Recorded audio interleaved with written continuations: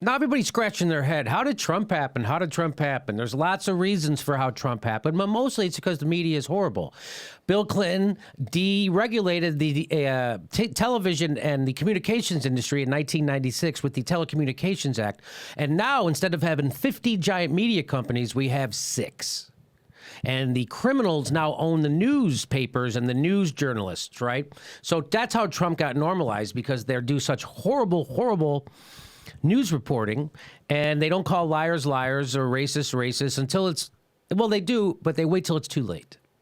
And so here's Howard Kurtz. Now, if you know anything about Howard Kurtz, this is Howard Kurtz. It's blurry. Howard Kurtz. Howard Kurtz used to host a show. He's the media critic for Fox News. He's the media critic for Fox News. He used to host a show on CNN called Reliable Sources. He had to leave that job because he filed too many stories that were unreliable. Now, mainstream news media being what it is, there's never a price to pay. There's never a price to pay if you screw up, because somebody else will give you a job. So then Fox News hired him as their media critic. The guy who CNN got rid of because he's so horrible at his job, Fox News, oh, come on. So here is what he had to say. So now they're normalizing Trump, right? Now Matt Lauer had him on his show and asked him horrible questions. He looks presidential. Anyway, instead of what they should be doing. So now here's Howard Kurtz, and they're going to talk about the first debates. And here's what he had to say. This is mind-blowing, what he has to say about Donald Trump. Your thoughts? Well, really, the first debate represents Donald Trump's best shot at passing the commander-in-chief test, as presenting himself temperamentally as a plausible president. His first test?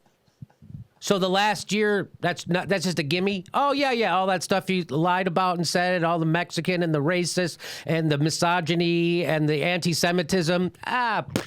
That's all. No. Everybody knows it's just a debate. What the heck? What kind of world? So you talk about normalizing Trump, that's it. Oh, his first test. If he passes it, then he's the president. He could be president.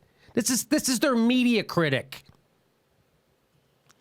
At first debate to show he's temperamentally, he was a plausible a presidential campaign was his chance to show that he's temperamentally a plausible president. The first debate, a little too late for that. Anybody agree with me? No, it's all a mulligan, Jimmy. It is. Republicans. I wish I could start living life like this. Me too. Just be like, wait, this was the first test. I'm sorry. What's the problem? Yeah, it's like, the captain of the Titanic is going to be doing a little sailing off of Miami. That's going to be his first real test to see if he is ready to.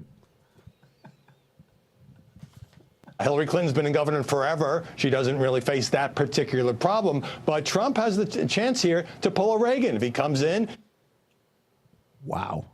Yes. As a friggin' young socialist who has no respect or barely even memory of Ronald Reagan, other than some sort of creepy old guy that sort of sounds like a pedophile to me when I hear his voice, I find that disrespectful to Ronald Reagan. I find it disrespectful. What the fuck? He could pull a Ronald Reagan? Ronald Reagan was does he mean he's going to dye his hair and wear too much makeup? That's the only way Trump is going to pull a Ronald Reagan. Talk about normalizing Trump. I prefer former presidents that don't get Alzheimer's. So what Howard Kurtz is doing here is showing you why he's such a colossal fucking asshole. He's irresponsible. He has no integrity. He's a horrible person. He's all those things I don't want to call people. He's it. Howard Kurtz, because he's not mentally challenged. He knows what he's doing. And what he's doing is he's just spewing propaganda for the corporation. He doesn't. God be damned, the country. Trump could be presidential. He could pull a Reagan. That's my analysis. I'm the media critic. If he did actually end by thumping his chest and saying, "That's my analysis, I'm the media critic," I'd like him a lot more. Yes. That would be kind of great. Let me ask you, Howard Kurtz, what if Donald Trump shows up to the debate and starts acting like Donald Trump?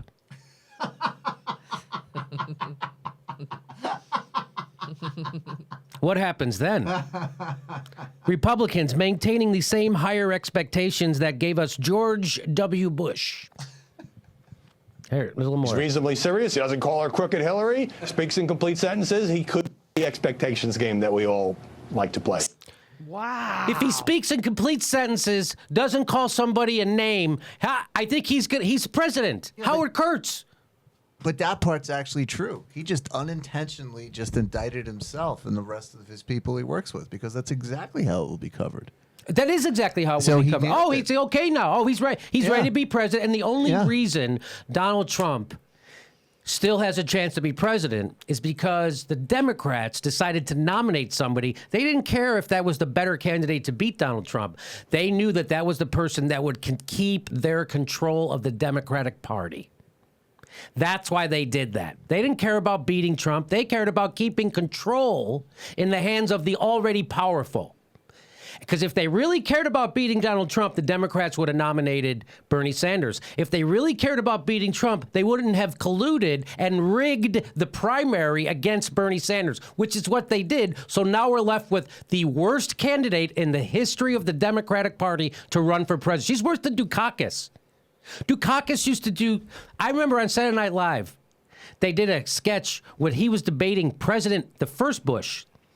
And Dukakis turns to the camera and goes, I can't believe I'm losing to this guy. That's the same thing with Hillary Clinton. And you know why she's losing to Donald Trump? Because she's horrible. Because her policies are Republican policies. She's pro-fracking. She's pro-war. She's pro-big pharma. She's for more deregulation of Wall Street. She's in bed with Wall Street. They are diametrically opposed to working people, and people know this. So there's nothing in it for them to vote for Hillary Clinton. So half the country is going to stay home again.